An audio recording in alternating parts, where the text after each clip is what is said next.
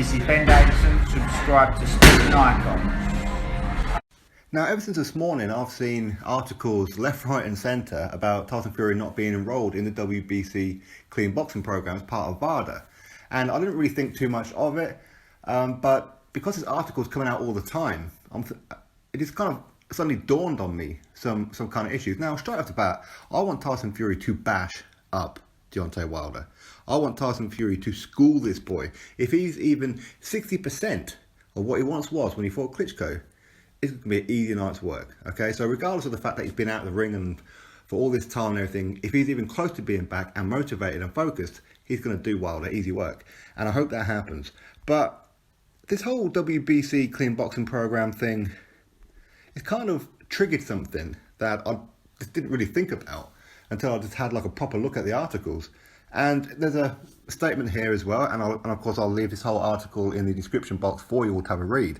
And this particular bit here from Mauricio Sulaiman, who is the WBC president, said this: "I would say this week I'm going to reach out to Tyson Fury because there has to be testing for this fight out of competition. If he does not enroll in the Clean Boxing Program, the fight is not for the WBC title. He cannot win the title." So that's Mauricio Sulaiman's statement.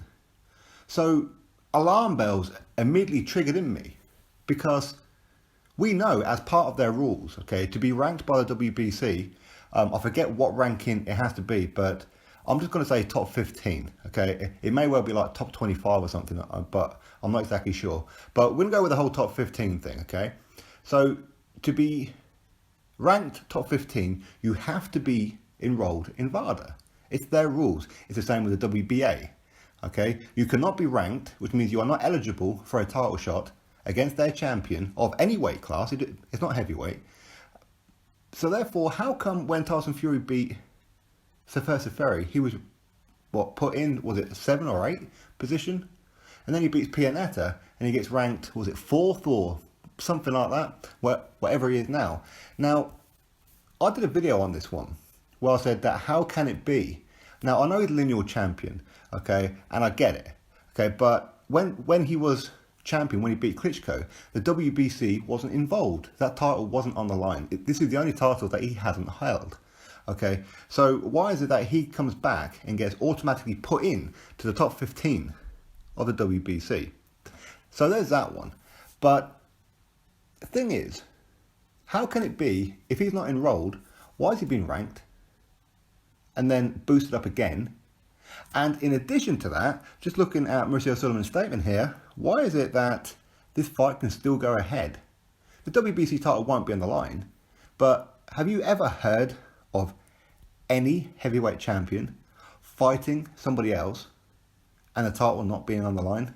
Have you ever heard of that? I know it happens in other weight classes. That's when that champion is going to move up a weight class to fight somebody else, or somebody else is moving from a lower weight class who's of a high name, etc. But heavyweight, I've never heard of such a thing. I've never ever heard of it. And this is what I mean, you see.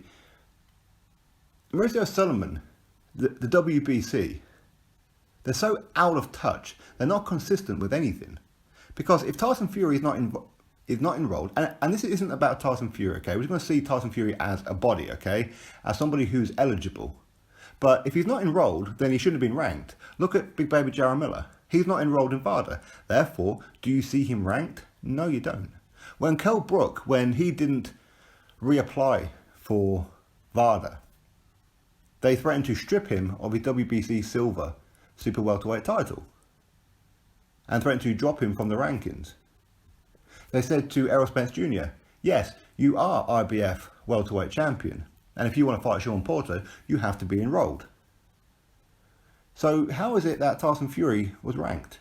I don't get it. I don't understand this. And in addition to that, it's a case of, for me, it's almost blatantly obvious here that not only Wilder and Team Wilder see Tyson Fury as easy pickings right now because of the fact that he's been so inactive and the level of opposition that he's fought when he has come back. And they are banking on him being not even close to being ready. That's what they're hoping for, and they're desperate to have a big name on the resume. I mean, after 40 fights, he should have a couple, right? Surely. But no, he hasn't. So they really, really want a big name. And Tyson Fury is a huge, huge name. Whether he's ready, whether he's not, he's still a big name on the resume. Okay? And for those who don't know about Tyson Fury's history, they could look at that in years to come and go, oh, Tyson Fury, former unified heavyweight champion, Deontay Wilder beat him. But you know what? They don't know about all the situation, okay? But since when has a champion, I'm going to say it again, since when has a champion fought another heavyweight in his own weight class and the title has not been on the line? Can somebody please tell me when this has happened? So Mauricio Sulaiman is so desperate for Wilder to keep hold of that belt. So even if he loses, does Wilder keep the belt? If the title's not on the line, does Wilder keep the belt? Or will he get stripped? Because I don't know the answer. I don't understand why Mauricio Sulaiman's doing this. I can hazard a guess that they just want to protect Wilder like they've always done. When Povetkin failed that PED test, he was within the legal limit. The fight should have went ahead. We know about this one. They protected Wilder. They've let him do voluntary defence after voluntary defence. I mean, he's been champion for what, 3.5 years, 4 years now? He's only had one mandatory? One? And that was against Bermane Stiverne, who should never have been a mandatory to start with. But yet, you know, he's allowed to defend his title against Wawrzyk. Andre Wawrzyk. Really? Now, the fight didn't go ahead because Wawrzyk failed a PED test. But still, they allowed it. They allowed him to have a defence against Chris Arreola, against Arthur Spilker, against Gerald Washington. It's absolutely disgusting the way that they pamper this boy. These guys are so desperate to have a American heavyweight as their champion, they will do whatever they can. And this is plainly obvious. So the WBC allow Wilder to have a fight against Tyson Fury, even if the belt's not going to be on the line. Not only that, they rank a guy who's not on the VADA list. I mean, listen, they do it with Canelo as well, okay? They protect Canelo. They're so desperate for Canelo to be their champion. No, actually, I don't want to say protect because it's the wrong word, because Canelo will fight anybody, I'm sure of it. But they're perfectly okay with Canelo moving up a weight class to fight Rocky Fielding next. And he didn't have to fight Triple G next, even though Triple G was the champion. And it was a voluntary defence for Triple G. So therefore, he should have got a rematch. But no, they're making Triple G take on Jamal Charlo to become the mandatory to get that title back. The WBC make up their rules as they go along. They really do. And again, I don't understand this whole thing. I'm just not getting it. Because what I thought I knew about the WBC Clean Boxing Program and the ranking system is that you have to be ranked. And you have to be part of the WBC Clean Boxing Program.